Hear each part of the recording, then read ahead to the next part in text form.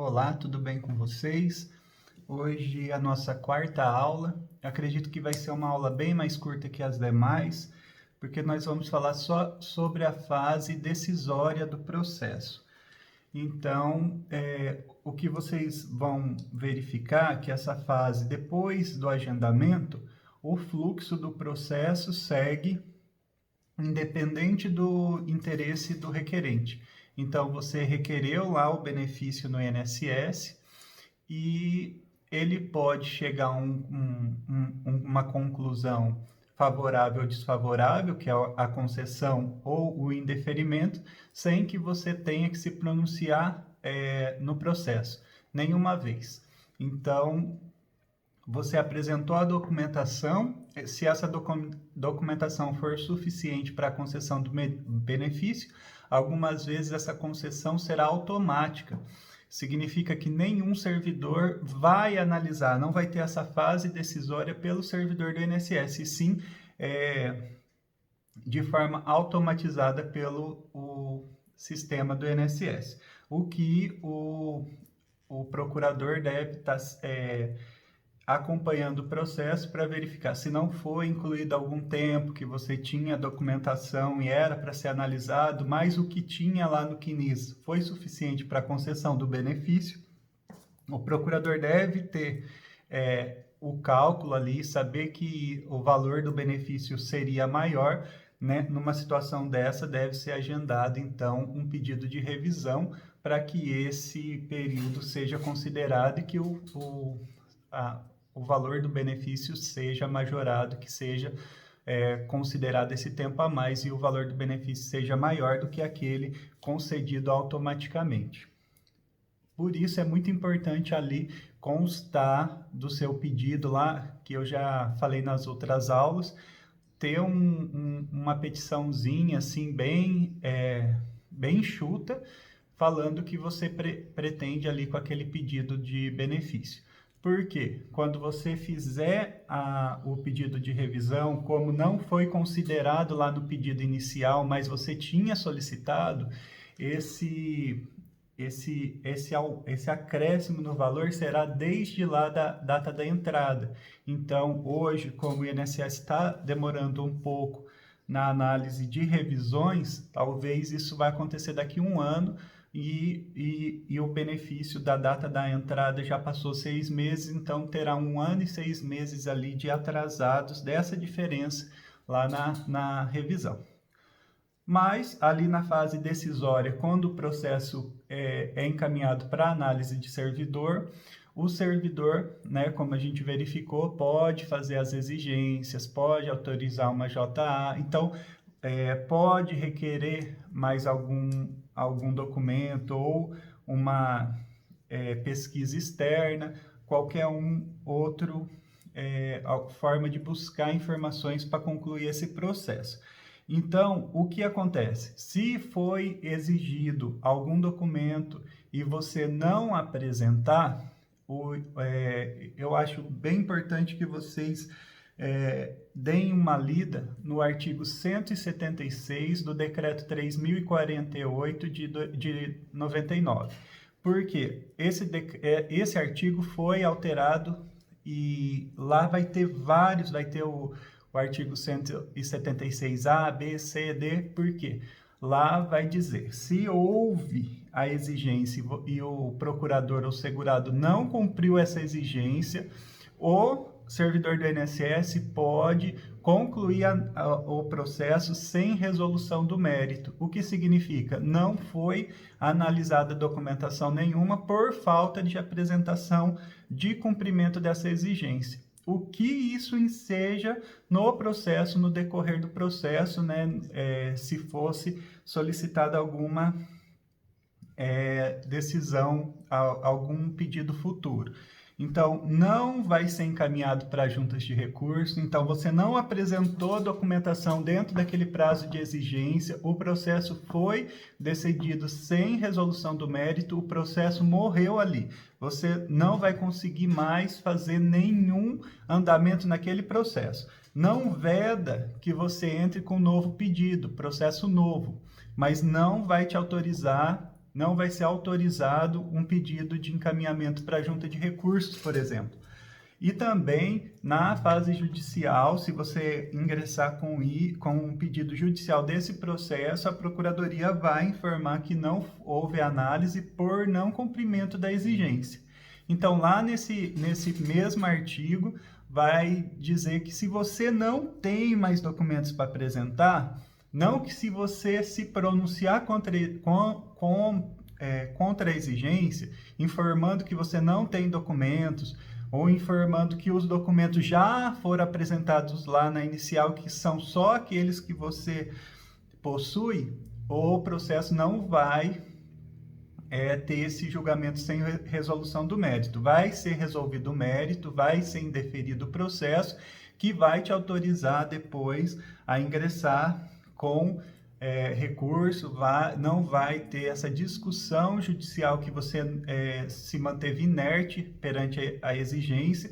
Então, é importante que você diga lá na inicial se você já não tem documentos para apresentar, para que nem seja solicitado em exigência, e se você não se pronunciou lá no início e houver uma exigência, que você se pronuncie. Se tiver mais algum documento que apresente, e se não tiver, que seja apresentada, então, uma justificativa porque não está sendo cumprida, porque não existe mais o documento, porque não existe esse documento, ou porque você não tem condições de buscar esse documento e você também não vai fazer nenhum pedido diferente para que esse período seja aceito. Por exemplo, um pedido de justificação administrativa. Lá é importante nessa fase decisória que o servidor vai verificar uma resposta que foi dada lá na habilitação, ou quando ligou no 135, ou quando foi requerido lá pelo meu INSS, ou no termo de cooperação, tem uma pergunta que é assim: aceita a reafirmação da DER? Significa que você pediu em uma data, mas durante esse período que o processo estava esperando a análise, foi cumpridos os requisitos. Por exemplo, faltava uma contribuição e nesse meio tempo o segurado verteu essa contribuição. Ou não tinha idade suficiente e nesse meio período o segurado cumpriu a idade, o requisito da idade. Então, o servidor irá alterar essa DER para quando os requisitos estiverem cumpridos e o benefício será concedido. Se tiver essa pergunta respondida corretamente lá, isso vai ser feito. Se tiver marcado que não autoriza a alteração da DER, o benefício vai ser indeferido, porque a informação era de não autorização dessa reafirmação da DER. Se algum servidor, por algum motivo, ainda questionar em exigência, vai ser autorizado, se autorizado, o benefício vai ser concedido sem necessidade que seja solicitado novamente. Então, naquele primeiro processo, é alterada a DER e mantido o benefício, concedido o benefício. É importante também, nesse artigo 176, fala sobre a concessão do melhor benefício. Uma coisa é a teoria, outra coisa é a prática. É importante a gente lembrar que o volume de análise dentro do INSS é gigantesco e muitas vezes o sistema faz a melhor opção de cálculo. Então, hoje, quando você faz uma simulação lá dentro do site do INSS, lá dentro do meu INSS, vocês vão verificar que sai várias contagens. A contagem antes da reforma, então, que é até 13 de novembro de 2019, depois da reforma até o final do ano, porque até o final do ano passado a idade era a mesma, né, para aposentadoria. A partir de 2020 que a idade muda, e também um cálculo ali na DER. Apresenta também, se você fizer a simulação, então, da aposentadoria por idade e da aposentadoria por tempo de contribuição. Lembrando que essas duas modalidades de aposentadoria estão em extinção. Quem ainda consegue comprovar ali naquele período que a gente chama de pedágio, né, ainda pode fazer essa solicitação. Depois passa a todos segurados terem direito, né, condição de pedir apenas a aposentadoria programada, que a gente pode falar em uma próxima aula. Então, o importante é que você tenha, né, feito o dever de casa e verificado em poucas situações o segurado tem direito tanto na aposentadoria por idade quanto na aposentadoria por tempo de contribuição. Em 99% dos casos, acredito, a aposentadoria por idade vai ser mais vantajosa, porque dependendo ali do fator previdenciário, se o fator previdenciário for positivo, ele vai influenciar na aposentadoria por idade, vai majorar esse valor de benefício, e se ele for prejudicial, não se aplica na regra anterior, né? Agora, na aposentadoria por tempo de contribuição, ele aplica, né, o fator previdenciário mesmo se ele for negativo, se ele for prejudicial. Então, em 99% dos casos, a aposentadoria por idade, quando o segurado tem direito aos dois tipos de benefício, ele acaba sendo mais vantajosa a aposentadoria por idade. Mas, por exemplo, você não verificou isso, chegou a mulher lá, ela já tem 30, 31 anos de tempo de contribuição e você acabou por requerer, então, a aposentadoria por tempo e não por idade. Esse artigo 176 do decreto diz que o INSS tem que sempre conceder o melhor benefício, o mais vantajoso. Então, se teoricamente, né, o servidor faria a análise, verificaria os dois cálculos e apresentará, então, a opção de alteração para outra espécie de benefício por ser mais vantajosa, e daí é a função, então, do procurador ou do próprio segurado optar, então, qual dos benefícios que ele tem interesse que seja analisado e concluído o processo. Então, eu quero falar mais um pouquinho, então, sobre a exigência, porque a exigência é o fator principal ali na fase decisória. O INSS, agora, a partir de 10 de agosto, ofertou, então, uma outra modalidade de cumprimento de exigência, que é a exigência expressa, a portaria 205 do INSS, que autoriza que seja entregue, então, documentos dentro da agência, das 7 da manhã a 1 da tarde, numa caixa que é disponibilizada na entrada da agência, mesmo porque a gente tem que lembrar que essa aula está sendo gravada em período de pandemia e as agências do INSS estão fechadas.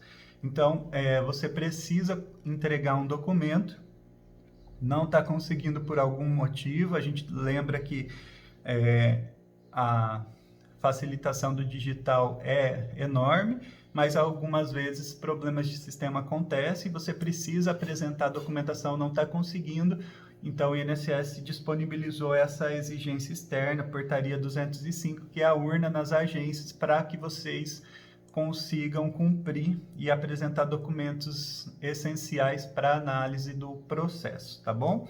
Aí lá tem um termozinho que você preenche, falando que aqueles documentos conferem com o original, puxa então essa